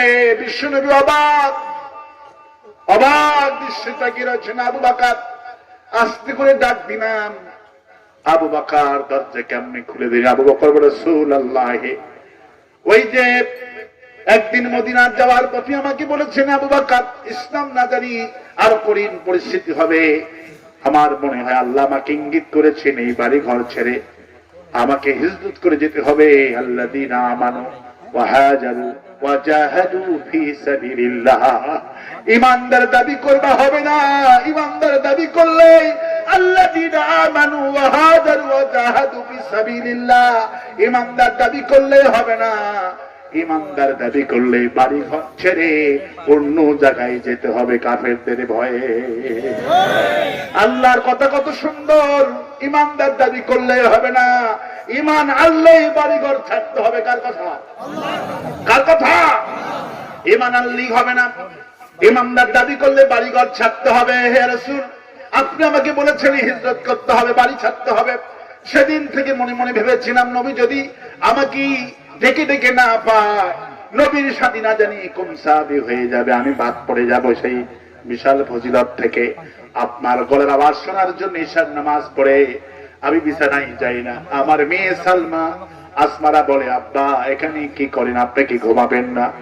আমি এই কারণ আমার বিবির কাছে বলি নাই, আমার মেয়ের কাছে বলি নাই, আমার কারণ আমার আব্বার কাছে বলি নাই। আমার বাপ ওয়াফা রাদিয়াল্লাহু আনহু আমার বাপ 55 বছর 50 বছর বয়সী বৃদ্ধা বাবা আমাকে জিজ্ঞেস করছে, আবু বকর বাবা তুমি দরজায় ঘুমাও কেন? আমি কি বিছানায় ঘুমাবা না? আমি আমার বাবার কানে কানে বলছি, আব্বা আপনারে আমি পরে বলবো, শুধু আপনার কথা শুনবো বলে আজ থেকে কত মাস হয়ে গেল এই বিছনা, এই দরজাকে বিছনা বানায় আমি এখানে ঘুমাই। কোথায় যেতে হবে আবু বকর? চলো গাড়ি সুরের দিকে যাবো। গাড়ি সুরে আমি উঠেছি, আল্লাহু আকবার বলে। গাড়ি চুর পাহাড়টা সবচেয়ে বড় পাহাড়, ৭,৫০০ ফিট উঁচু। আল্লাহু আকবার। আমার প্রায় ৩ ঘন্টা সময় লেগেছে গাড়ি ছড়ে উঠতে। সেই গাড়ি ছোড়া আজও সাক্ষী। আমার ভাইরা, ইসলাম আন্দোলন, কোরআনে আন্দোলন তো সহজ নয়। সেই গাড়ি ছুড়ে প্রতিদিন হাজারো মানুষ যায়। আর আল্লাহ নিদর্শন করে রেখে দিয়েছেন, যারা ইসলাম আন্দোলন করবা, বিশ্বনবী ওই বিপদের সময় মক্কা থেকে এই গাড়ি চুর ৭,৫০০ কিলোমিটার উপরে উঠেছে। তোমাদেরকে এইরকম উঁচু চূড়ায় তোমাদেরকে উঠতে হবে। চলে গেলেন আবু বকর। আবু বকর এই তো গুহা পেয়েছি। আবু বকর রাসূলুল্লাহ, আমি গুহাতে আগে ঢুকি। এই পাহাড়ি কত কি সাপ থাকতে পারে, বিপদ হয় আমার উপরে হয়ে যাবে। আমি মরে গেলে কোনো অসুবিধা হবে না। বিশ্বনবী মরে গেলে ইসলাম অন্ধকার হয়ে যাবে, কোরআন আলো অন্ধকার হয়ে যাবে, কে কালেমা দাওয়াত দেবে? আমি মরে গেলে কোনো সমস্যা নাই, আল্লাহর নবী দুনিয়ায় বেঁচে থাকুক। আবু বকর গুহার মধ্যে ঢুকলেন, সব গুহাগুলি পরিষ্কার করলেন। ওড়ি দর্থ দেখা যায়, নিজের কাপড় ও পাকড়ি মোবারক ছিঁড়ি ছিঁড়ি গুহার মধ্যে দিয়ে দিলেন। 2টি গর্ত বন্ধ করতে পারলেন না, নিজের পা খানা দিয়ে সেখানে চিপে ধরলেন। বিষধর সাপ দংশন করল আবু বকরের পায়ে। বিষের যন্ত্রণায় চোখ থেকে পানি বের হয়। বিশ্বনবীর তার এইরকম গালের উপরে পানি গুলি পড়েছে, গরম পানি। চোখের পানি কিন্তু গরম, দেখেছেন? চোখের পানি গরম। যখনই গালে পড়েছে, আবু বকর রাদিয়াল্লাহু আনহু কাঁদতেছেন। হুজুর গুহার ভিতরে তাকায় দেখে আবু বকর রাদিয়াল্লাহু আনহু চোখ থেকে দর দর করে পানি পড়ছে। হুজুর বলছে, আবু বকর কাঁদো কেন? বাড়ির কথা বুঝি মনে পড়ে গেছে, বিবির কথা বুঝি মনে পড়ে গেছে, তোমার বাবার কথা বুঝি মনে পড়ে গেছে। আবু বকর রাদিয়াল্লাহু আনহু বলে, রাসূলুল্লাহ যেদিন থেকে বলেছি লা ইউমিনু আহাদুকুম হাত্তা আকুনা হাব্বা ইলাইহি মিন ওয়ালিদিহি ওয়া ওয়ালাদিহি ওয়ান নাসি আজমাইন, যেদিন থেকে আমি পড়েছি ওই ব্যক্তি মুমিন হতে পারবে না, ওই ব্যক্তি মুমিন হতে পারবে না ছেলে মেয়ে আত্মীয় স্বজন পিতামাতা দুনিয়ার সকল মানুষের চাইতে বিশ্ব নবীকে না ভালোবাসবে লা ইউমিনুন, সে মুমিন আর হতে পারবে না। ইয়া রাসূলুল্লাহ বাড়ির জন্য আমি কাঁদি না, ছেলেমেয়ের জন্য আমি কাঁদি না, আমার বাবার জন্য আমি কাঁদি না, আমি কাঁদি বিষধর সাপ আমাকে দংশন করেছে, সেই যন্ত্রণায় চোখের পানি আমাকে ঝরিয়েছে। হুজুর বলে, আবু বকর কি কামড় বেড়েছে? ইয়া রাসূলুল্লাহ আমাকে সাপ কামড় বেড়েছে। বিশ্বনবী পবিত্র থুতু বের করলেন, ওই জায়গাতে লাগিয়ে দিন। আবু বকর রাদিয়াল্লাহু আগের চাইতে ভালো হয়ে গেলেন। হুজুর বলে, আবু বকর কেন আগে বলেননি? ইয়া রাসূলুল্লাহ কেন আগে বলবো? এইটা সামান্য বিষের যন্ত্রণা। এই বিষের যন্ত্রণা যদি আবু বকরের কলিজা রুহটাও বের হয়ে যেত, আমি আমার নবীকে আরামের বিঘ্ন ঘটাতে পারতাম না। আমার ভাইরা, ইসলাম আন্দোলন বড় কঠিন আন্দোলন। আমার ভাইরা, আমার রমাইতা ওয়ালাকিন্নাল্লাহ রামা, স্মরণ করেন সেই রাতের কাহিনী। কে বলছেন? কে বলছেন? আল্লাহ বালক বলছেন, হে রব, তোমার এই জালিম সৈন্যগুলি আমাকে নিয়ে এসেছে, আমারে বাঁচান। আল্লাহ পাক অর্ডার করেন ফেরেশতাদেরকে, এই জালিম সৈন্যগুলিকে সাগরে নিক্ষেপ করে ওদেরকে হত্যা করে দাও। সব জালিম সৈন্যগুলিকে হত্যা করে দিলেন। বালক জীবন্ত অবস্থায় বাদশার কাছে আবার হাজির। সুবহানাল্লাহ বলবেন। বাদশা বলে, আমার সৈন্য? বলে, তোমার সৈন্যগুলিকে আল্লাহ সব মেরে ফেলেছে, আল্লাহ আমাকে বাঁচায় রাখছে। এবার বালক বলল, শোনো, তোমার মতলব কি? আমারই হত্যা করবা? হ্যাঁ, তোরাই হত্যা করতে হবে, কারণ তোরে যদি হত্যা না করি আমার এই ক্ষমতা বেশি দিন টিকবে না। আমার মন্ত্রী, আমার দলের লোক তোর কালেমা পড়ছে, তোর হাতে বায়াত হয়েছে, তোর দলে চলে গেছে, সুতরাং তুই যদি জীবন্ত অবস্থায় থাকিস, আমার মন্ত্রী পরিষদ গোষ্ঠী সুদ্ধা সব তোর দলে যাবে, গোটা দেশের লোক তোর দলে চলে যাবে, আমার দল কেউ করবে না। সুতরাং তোকে মারলি আমি সাকসেস, আমি শান্তি। বাদশা বলল ঠিক আছে, যদি আমাকে মারতে হয় একটা কাজ করতে হবে, দেশের সব মানুষকে এক জায়গায় করতে হবে। পারবা? হ্যাঁ, রাজি আছে। তোমাকে মারতে যা লাগে রাজি আছি, দেশের সব মানুষকে এক জায়গায় করবা, আর আমাকে বড় বুদ্ধি তোমাদের দিব, আমার কেমন করে হত্যা করা লাগবে আমি তোমার বুদ্ধিটা দিব। বাদশা সব দেশের লোক এক জায়গায় করলেন। এবার বালক বললেন, প্রিয় দেশবাসী, এই বাদশা আমাকে 2 বার পাহাড়ে পাঠিয়েছে, আর 1 বার সাগরে পাঠিয়েছে। দরবারি আল্লাহ পাক আমাকে বাঁচিয়েছে, তার সৈন্যগুলিকে হত্যা করেছেন। তিনি আমাকে মেরে ফেলে দিবে, কারণ আমি কালেমার দাওয়াত দিই, আমি আল্লাহর দাওয়াত দিই, এটা তার বরদাস্ত হতেছে না। সুতরাং দেশের জনগণ তোমরা সাক্ষী রাখো, বাদশা যদি মারতে হয় তাহলে বাদশা একটা তীরের মাথায় লিখবে বিসমিল্লাহ হাযা রাব্বি গোলাম, সুবহানাল্লাহ। এই বালকের প্রভুর নামে আমি তীর মারছি। বাদশা যখন তীরের মাথায় এই শব্দটুকু লিখে দিলেন, আর সেই তীর বাদশা নিজের হাতে মারলেন। বাদশা এই বালকের কানের মধ্যে দিয়ে তীর ওই পারে চলে গেলেন। বাদশা শাহাদাত বরণ করলেন। বালক শাহাদাত বরণ করলেন। দেশের জনগণ চিন্তা করলেন যে এই বাদশা তার সৈন্যবাহিনী দিয়ে বহুবার চেষ্টা করল, হত্যা করতে পারল না। যেই বালক তার প্রভুর নামে হত্যা করতে বলল, অবশ্যই তার প্রভু সত্য। বালক যে ধর্ম দাওয়াত দিয়েছে এই ধর্মটাই সহি ধর্ম, এই বালকের দলটাই সহি দল, এই বালকের রবটাও সহি। সুতরাং আমরা ঘোষণা করলাম লা ইলাহা ইল্লাল্লাহু মুহাম্মাদুর রাসূলুল্লাহ। এবার বাদশা মাথা খারাপ হয়ে গেল, হাই রে হাই, আমি যে মুসলমান, আমার দেশের লোক যাতে করে মুসলমান না হয়, বালকের দল না করে, এই জন্য তো আমি এত কিছু করলাম, কিন্তু আমার তো লাভ হইল না। যেই ভয় করতেছিলাম সেই ভয় তোমার হয়ে গেল, পারাপার হয়ে গেল। দেশের সমস্ত মানুষ যখন কালেমা পড়লেন, বাদশাকে বয়কট করলেন। বাদশা তখন হুকুম করলেন, যারা আমাকে বাদ দিয়ে বালকের রবের প্রতি মানয়ন করেছে এদেরকে ধরে ধরে বড় বড় অগ্নিকুণ্ড গঠন করো। বড় বড় একবারে 2000 3000 গর্তের মধ্যে যখন জালেম বাদশার নির্দেশে জ্বলন্ত অগ্নির মধ্যে ফেলাইতে লাগলেন। হাদিস শরীফে এসেছে, নবী করিম সাল্লাল্লাহু আলাইহি ওয়াসাল্লাম বললেন, একটা বাচ্চার ভূমিষ্ঠ বয়স মাত্র 2 দিন, একটা শিশু নিয়ে তার মা ঝাঁপ দিবে, ইতস্ততা করতেছে, ঝাঁপ দিব না দিব না। নবীজি বললেন, বাচ্চার এই জবান খুলে গেলেন।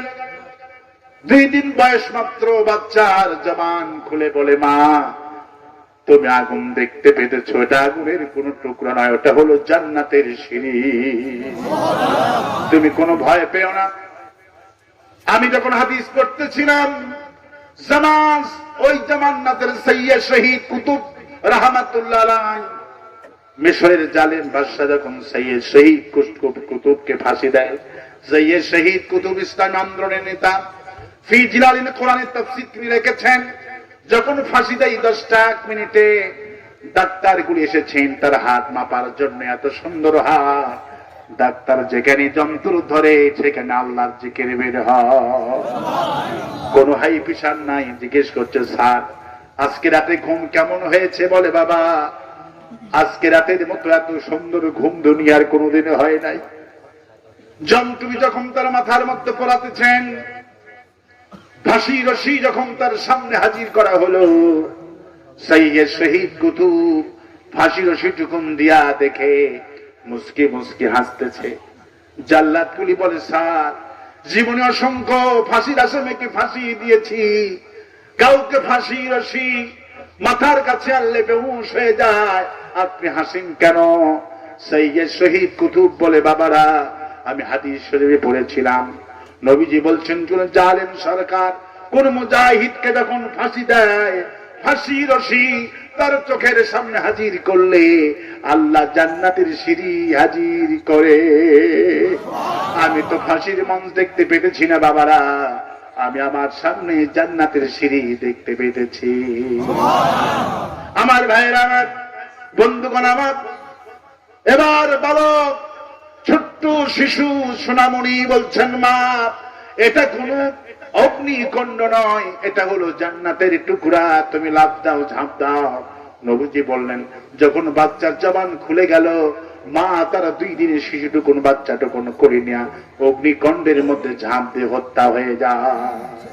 আল্লাহ পাক তখন সে কথাই বলছেন, কুতিলা আসহাবুল উখদুদ, ধ্বংস হয়েছে গর্তের অধিবাসীদের, ধ্বংস তো তারাই হয়েছে যারা অগ্নিকুণ্ডে লাগায় মুসলমানদের হত্যা করেছে। আল্লাহ পাক বলছেন, কুতিলা আসহাবুল উখদুদ, ধ্বংস হয়েছে ওই গর্তের অধিবাসীরা, মালিকেরা, মন্ত্রীরা ধ্বংস হয়েছে, এমপিরা ধ্বংস হয়েছে। কার কথা? আন্নারি জাতিল ওয়াকুদ, যা ছিল ইন্ধনপূর্ণ আগুন, ইজহুম আলাইহা, ও যখন তারা তার কিনারায় বসে হাত তালি দিচ্ছিল। কে বলছেন? সেই যুগে তালি ছিল, এখনো তালি আছে না নাই? আলেমদের ফাঁসি দেয়, ওরা মিষ্টি বিতরণ করে। কথা বলেন না কেন? আল্লাহ বলছেন, ইজহুম আলাইহা কুদ, যখন তারা কিনারায় বসে, তখন তারা কিনারায় বসে হাত তালি দিচ্ছিল। কে বলছেন? কার কথা? আপনার কথা বলেন না কেন? আমার ভাইয়েরা, ভয় পাওয়ার কোনো কারণ নাই, হতাশ হওয়ার কোনো কারণ। আল্লাহ তাআলা বলছেন, মা নাকামু মিনহুম ইল্লা আইয়ুমিনু বিল্লাহিল আযীযিল হামিদ। এই মুমিনদের বাদশা ফাঁসি দিয়ে মারে, এদেরকে আগুনে পুড়ে মারে। এই মুমিনদের অপরাধ, এদের কোনো অপরাধ নাই, অপরাধ একটাই, আর আমার প্রতি ঈমান এনেছে। কার কথা? কার কথা? তারপর আল্লাহ পাক বলেন, শোনো, ইন্নাল্লাযীনা ফাতানুল মুমিনিনা ওয়াল মুমিনাত সুম্মা লাম ইয়াতুবু ফালাহুম আযাবু জাহান্নামা ওয়া লাহুম আযাবুল হারিক। সুবহানাল্লাহ।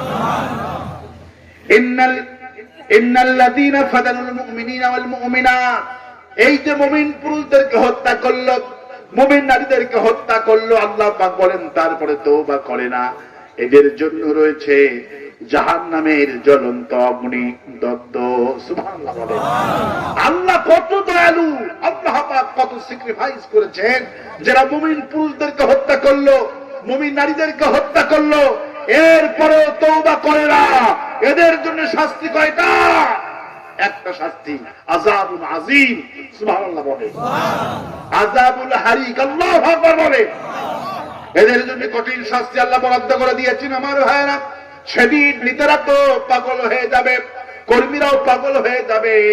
সেদিন কোন প্রকারে নেতারা কর্মীরা করতে পারবে না, নেতারা সেদিন পাগল হয়ে যাবে, কিচ্ছু করতে পারবে না। কর্মীরা খুঁজতে খুঁজতে জাহান্নামে হয়রান হয়ে যাবে। একটু পরে নেতাদের দেখা পাবে, নেতাদেরকে দেখে বলে, ফাকালাত দুআফাউ লিল্লাযীনা ইসতাগফারু ইন্না কুন্না লাকুম তাবা'আন ফাহাল আনতুম মুগনুনা আন্না মিন আযাবিল্লাহি মিন শাই। নেতারা সেদিন কর্মীদেরকে দেখে, কর্মীরা বলবে, ও নেতারা, আমরা তো অনুসারী ছিলাম, আজকে ইন্না কুন্না লাকুম তাবা, আজকে কি জাহান্নামে সামান্য আগুন কমাইতে পারবা? নেতারা বলবে, ক্বালু লাউ হাদানাল্লাহু লা হাদাইনাকুম, আমরা তো দুনিয়াতে বাম দল ছিলাম। কি দল ছিলাম? আমরা বাম দল ছিলাম, আমরা তো হিদায়াত প্রাপ্ত ছিলাম না। আর আমরা ছিল সত্যি দল, ওদের কথা তোমরা বিশ্বাস করো না। সাওয়াউন আলাইহিম আজাজিনা আম সাবারনা মা আলানা মিন মাহিস। সুবহানাল্লাহ বলে। সেদিন নেতারা বলবে না, কর্মীরা শোনো, তোমাদের যেই দশা আমাদের সেই দশা, আজকে আমাকে গালি দিয়ে কোনো লাভ হবে? এবার আল্লাহ বলেন, খুজুহু ফাগুল্লু, এদেরকে ধর, হাত ধরে ধরে এদের গলায় জাহান্নামের বেড়ি পড়া। কারণ এরা দুনিয়াতে আলেমদের ইমামদের গায়ে হাত বেড়ি পড়িয়েছে, এদের নিরপরাধ মুসলমানদের হাত এবং পায়ে হাত করা পড়ে এই নিরপরাধ মুসলমানদের হাত এবং পায়ে ঘা করে ফেলে দিয়েছে। আল্লাহ পাক বলবেন খুজুহু ফাগুল্লু, এদেরকে ধর আর জাহান্নামের বেড়ি পড়া। কারণ দুনিয়াতে ক্ষমতায় থেকে নিরপরাধ মুসলমানদেরকে হাতে হাত করা পড়িয়েছে, পায়ে পা করা পড়িয়েছে, নিরপরাধ মুসলমানদের হাতে পায়ে ঘা হয়েছে। আল্লাহ পাক বলবেন খুজুহু, এদেরকে ধরো, অগুল্লু, এদের গলায় জাহান্নামের বেড়ি পড়াও। অপেক্ষা করো।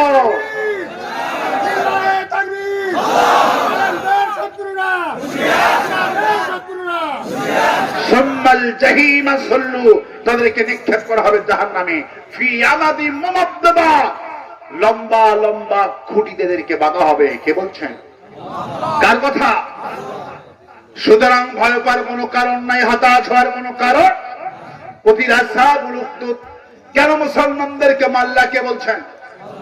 ধ্বংস হয়েছে, ধ্বংস হয়েছে অগ্নি কণ্ডের অধিবাসীরা। আজকে যারা গুলি করছে তারা ধ্বংস না সফল? ধ্বংস না সফল? আল্লাহ বলছেন কুতিলা সাহাবুল উখদুদ, ধ্বংস হয়েছে অগ্নিকণ্ডের অধিবাসীরা। অগ্নিকণ্ডের অধিবাসী ছিলেন সেই সমাজের নেতারা, মন্ত্রী এমপিরা অধিবাসী ছিলেন। আজকে যারা মুসলমানদের হত্যা করছো, তোমাদের ধ্বংস অনিবার্য। টুডে টুডে বড় বাংলাদেশের সবে ভবিষ্যৎ, ইসলামের ভবিষ্যৎ ইনশাআল্লাহ। বলি ইনশাআল্লাহ। ভয় পাওয়ার কোন কারণ নাই। আছে? আছে? যেই জমি মুসলমানদের রক্ত ধরে সেই জমিনটা ফরিয়াদ করে, আল্লাহ যাদের যাদের রক্ত ঝরেছে এদেরকেই তুমি সুলতানা রাষ্ট্র ক্ষমতা দান করো।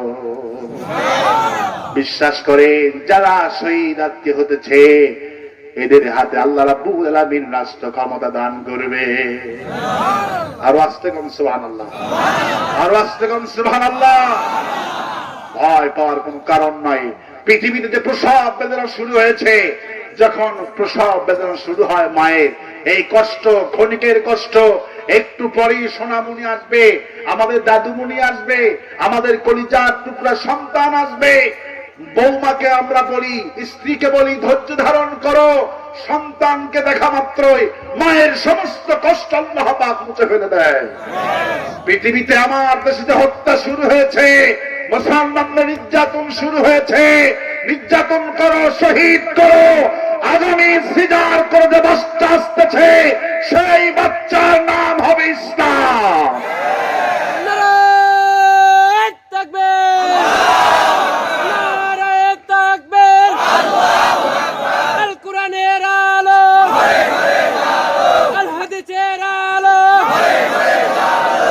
ইসলামের শত্রুরা আলেমদের শত্রুরা সাথী সাহেবের শত্রুরা। ভয় পাওয়ার কোন কারণ নাই। বাঘের শক্তি বেশি না ছাগলের শক্তি বেশি? কার শক্তি বেশি? বাঘের শক্তি বেশি না? বাঘের শক্তি বেশি হওয়া সত্ত্বেও বাঘকে প্রকাশ্যে দেখা যায় কোথাও? কাকে দেখা যায়? ছাগল সিনা টান করে ঘাস খায়, খায় না? ছাগল বলে আমার শক্তি কম, বুদ্ধি কম, আমার সব কিছু কম। আমাকে যখন বাঘে ধরবে, শৃগালে ধরবে, কুকুরে ধরবে, আমি শুধু ডাক দেবো মেয়ে। কি ডাক দেবো? আমি শুধু ডাক দেবো মেয়ে। আর আমার আওয়াজ যখন আমার মালিকের কানে পৌঁছে যাবে, মালিক নিশ্চয় বাড়িতে বসে থাকতে পারবে না। মালিক আমার পক্ষে চলে আসবে। মালিক যদি এসে দেখে আমার ছাগলকে বাঘে ধরেছে, শিয়ালে ধরেছে, কুকুরে ধরেছে, মালিকের কাছে যা আছে মালিক তাই নিয়ে আক্রমণ করবে।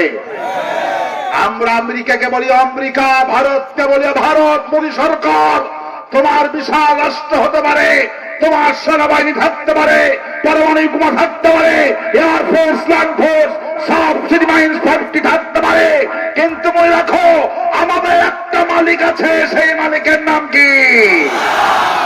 আমরা শুধু ডাক দেব কাকে?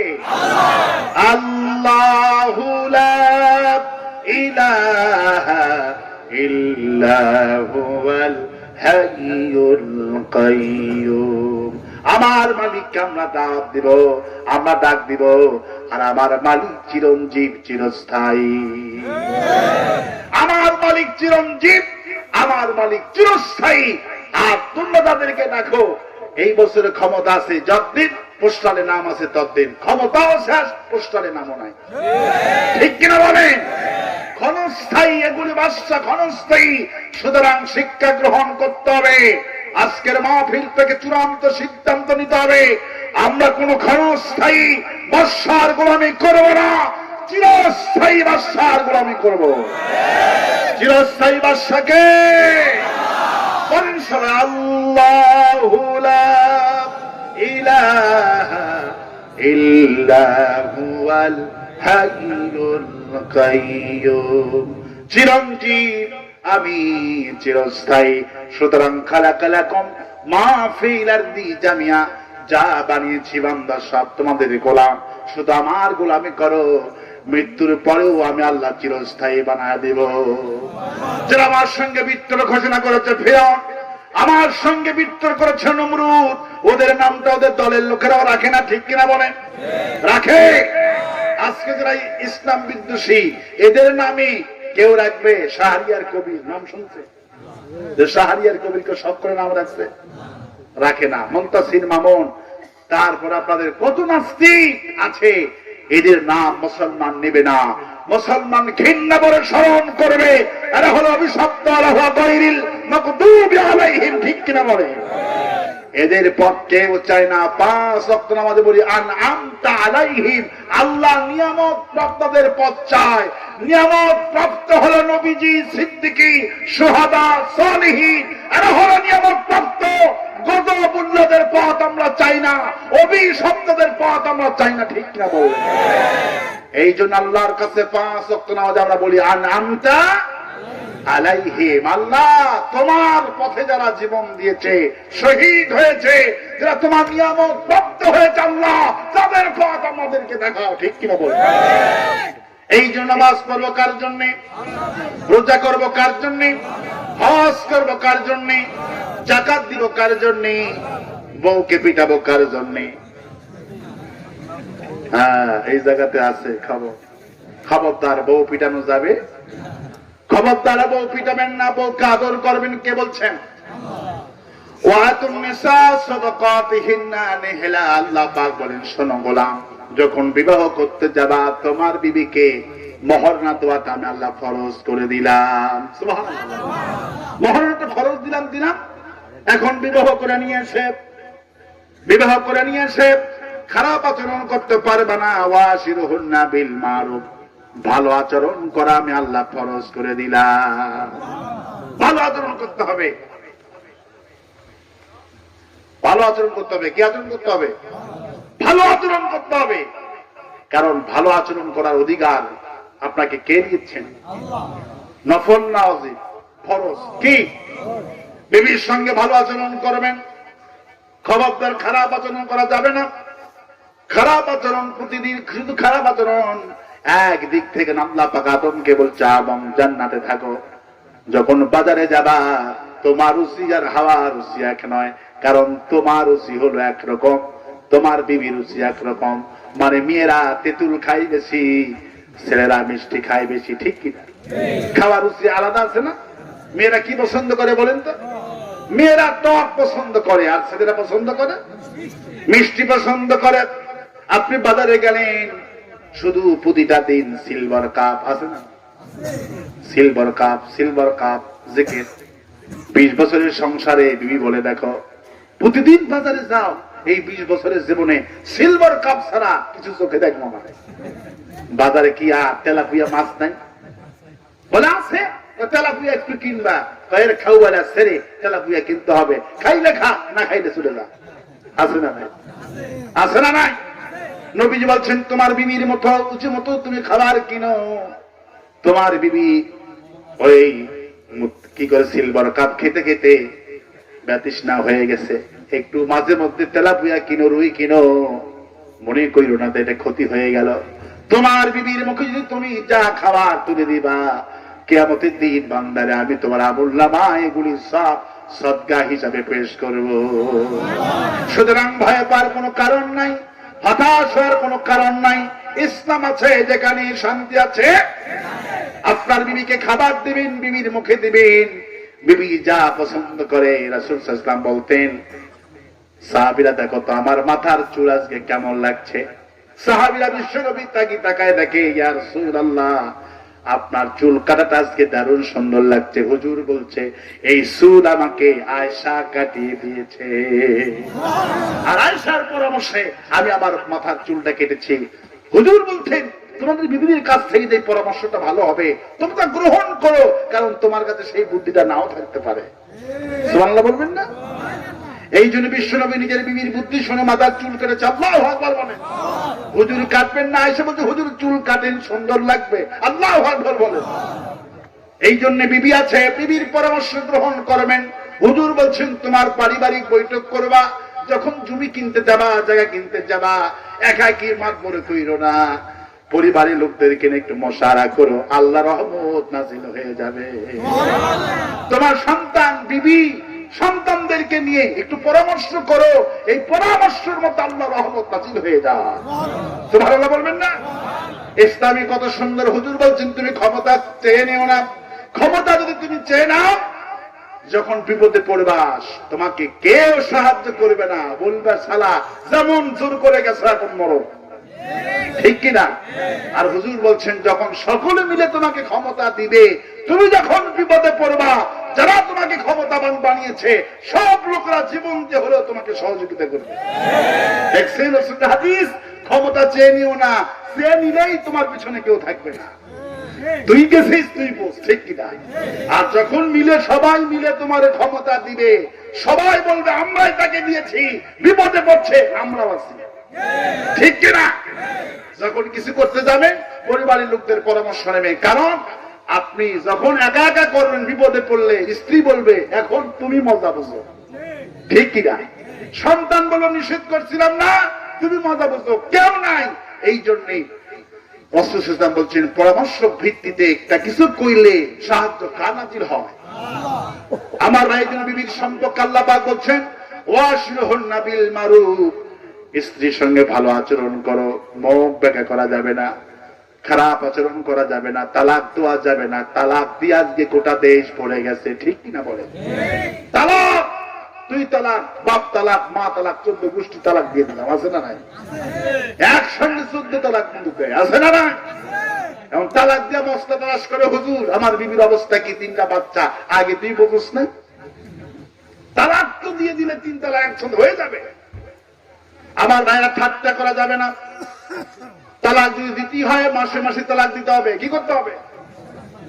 মাসে মাসে তালাক দিতে হবে। একবারে দিও না, আল্লাহ পাক চান না সংসারটা ভেঙে যাক, আল্লাহ নিজেও চান এই সংসারটা টিকে থাকুক। আল্লাহ নিজে চান সংসার টিকে থাকুক।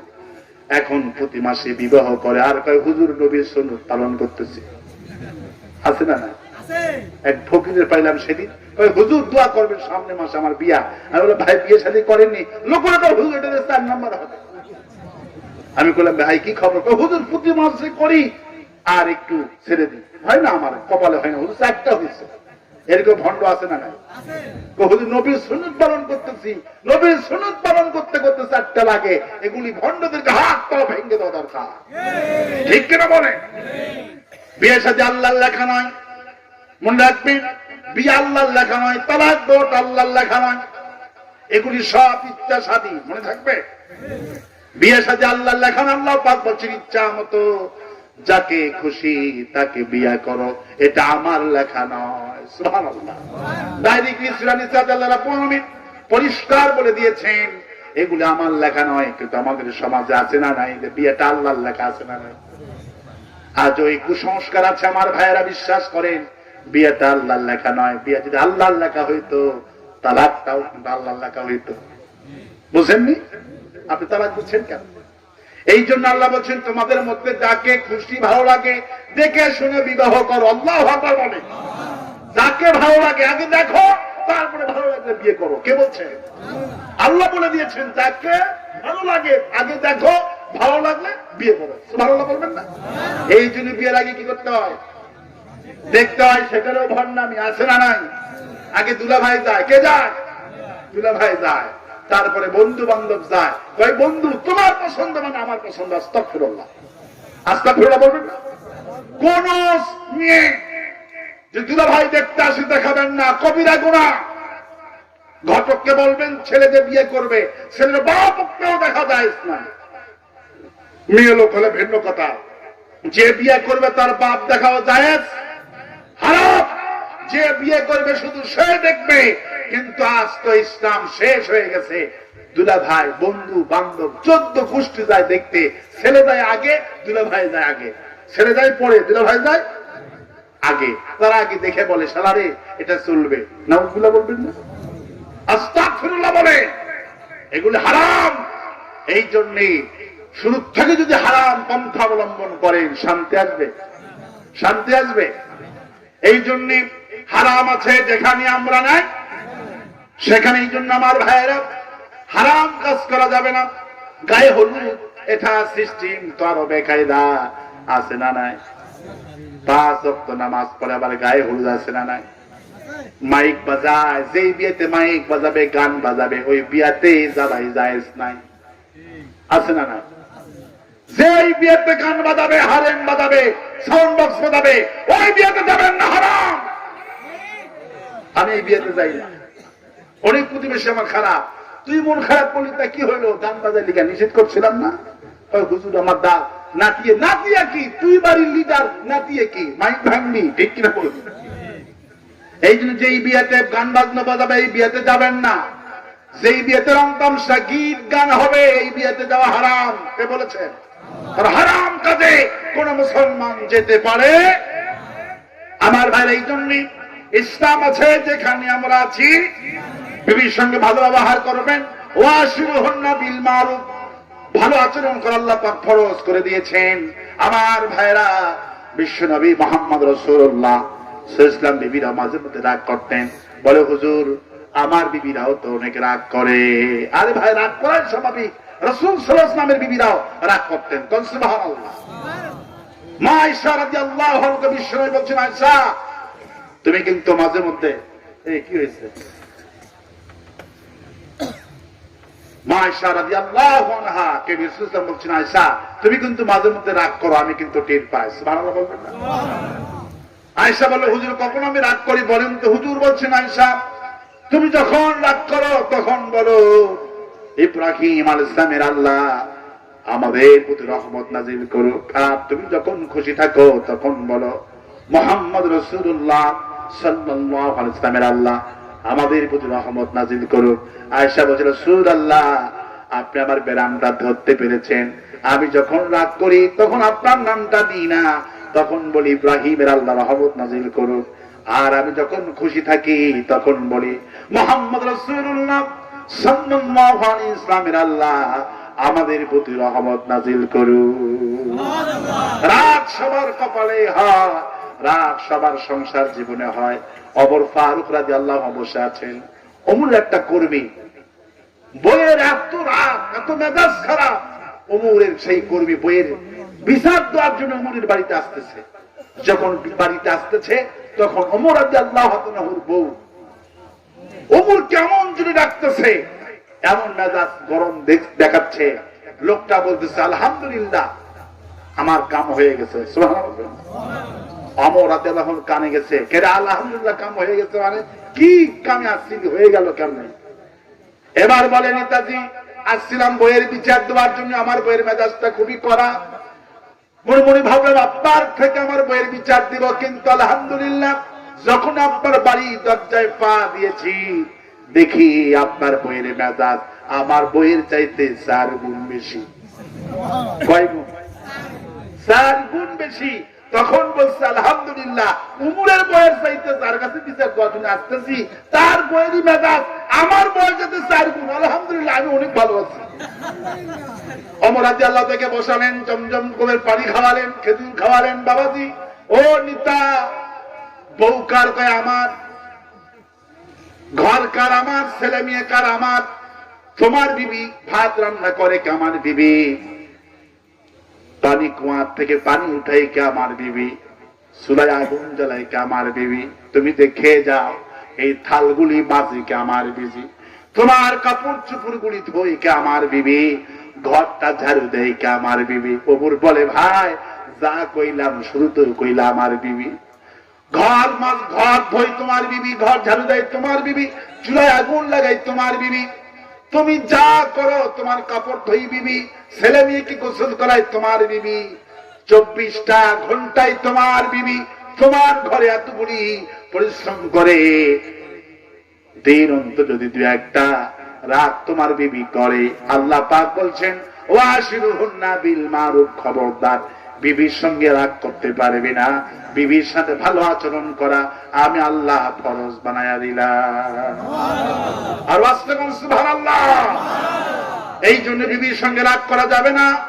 নবীজি মেয়েদেরকে বলছেন মেয়েরা খবরদার স্বামীর সঙ্গে তর্ক করবেন না, হারাম। রাসূল নিষেধ করেছেন তোমার স্বামীর সঙ্গে তর্ক করবা না। আজকে মায়েদের এইটা দোষ, বড় দোষ, স্বামীর সঙ্গে তর্ক করে।